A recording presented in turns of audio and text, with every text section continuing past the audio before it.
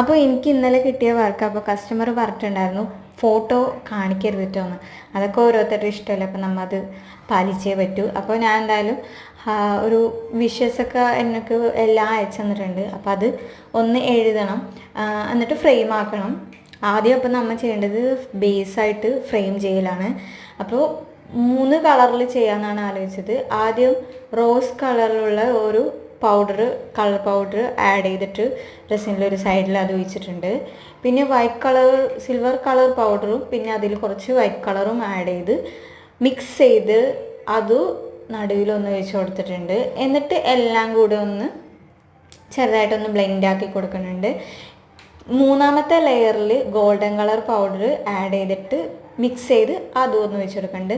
3ഉം കൂടെ ഒഴിച്ച് കൊടുത്ത് സെറ്റാക്കിയിട്ടുണ്ട്. ഇനി അത് നല്ല രീതിയിൽ സെറ്റായി കഴിയുമ്പോൾ നമുക്ക് ഫോട്ടോ വെച്ച് ഗിൽറ്റും കാര്യങ്ങളൊക്കെ ഇട്ട്